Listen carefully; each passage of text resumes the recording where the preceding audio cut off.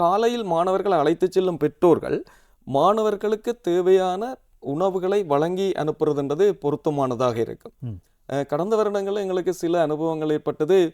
காலையில் உணவு அருந்தா வந்த மாணவர்கள் மயங்கி விழுந்த சந்தர்ப்பங்கள் சில பரீட்சை நிலையங்கள் ஏற்பட்டது. அப்போ அதுபோது அந்த மாணவர்களுக்கு அங்கால இந்த பரீட்சைகளை செய்கிறதுல சில இடர்பாடுகள் ஏற்பட்டது. சில வேளைகளில் அடுத்த பாட அந்த இன்டர்வல் டைம் ஒன்று இருக்கும். அந்த ஒரு அரை மணித்தியால் இன்டர்வல் டைமில் பேரண்ட்ஸ் சாப்பாடுகளை பிள்ளைகளுக்கு கொடுக்கறதுக்கு எத்தனிக்கிறது, அப்படியான சில அசௌகரியங்கள் பரீட்சை நிலையங்களை ஒரு முழுமையாக கம்ஃபர்ட் வசதியாக நடத்தி செல்றதுக்கு சில இடர்பாடுகளை ஏற்படுகிறது.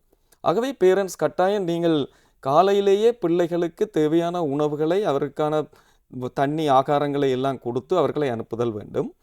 அதை விட ஓவராயும் கொடுக்கக்கூடாது. எங்களுக்கு கடந்த வருடம் இன்னொரு அனுபவம் ஏற்பட்டது. நிறைய சாப்பிட்டு வந்த பிள்ளை வந்து வாமிட்டிங் எடுத்துட்டு.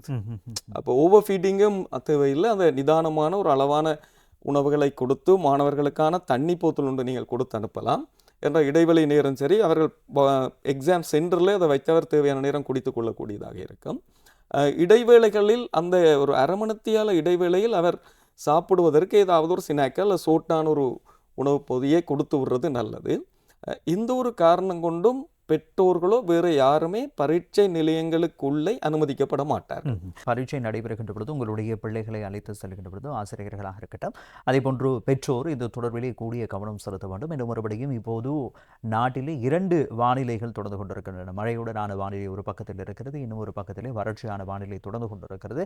நாடளாவிய பரீட்சை என்று சொல்கின்ற பொழுது இந்த வானிலை தொடர்பிலும் கூடிய கவனம் செலுத்த வேண்டும். எனவே வறட்சியான பகுதிகளில் இருக்கக்கூடிய மாணவர்களுக்கு தேவையான தண்ணீர் வசதிகளை செய்து கொடுங்கள், எடுத்து செல்லுங்கள். என மழை பெய்யக்கூடிய பகுதியில் இருக்கக்கூடியவர்கள் பாதுகாப்பாக அனைத்தங்கள் குறித்து அவதானமாக இருந்து பரீட்சைக்கு உரிய நேரத்திற்கு செல்வதற்கும் முன்கூட்டிய ஏற்பாடுகளை செய்து கொள்வது ஒரு ஆயத்த நிலையாக இருக்கும்.